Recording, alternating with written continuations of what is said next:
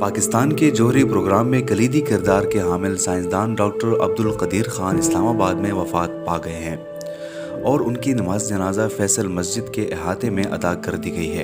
ان کی عمر 85 برس تھی اور وہ خاصے عرصے سے علیل تھے۔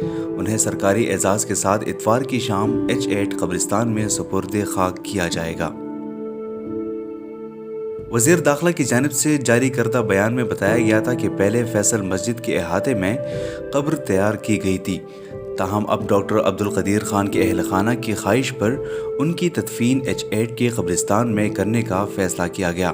ڈاکٹر عبدالقدیر خان 26 اگست 2021 کو کرونا وائرس سے متاثر ہوئے تھے، جس کے بعد حالت اچانک بگڑ گئی تھی اور انہیں کوہٹا ریسرچ لیبارٹری اسپتال میں داخل کیا گیا تھا۔ تاہم کچھ روز بعد ان کی طبیعت سنبھلنے لگی تھی اور انہیں واپس گھر منتقل کر دیا گیا تھا۔ 11 ستمبر کو میڈیا کو جاری کردہ ویڈیو میں انہوں نے بتایا تھا کہ وہ صحت یاب ہو چکے ہیں، تاہم انہیں آج صبح کو دوبارہ ہسپتال لے جایا گیا جہاں وہ جاں بحق نہ ہو سکے۔ ماجد اللہ خان، ڈیجیٹل میگزین۔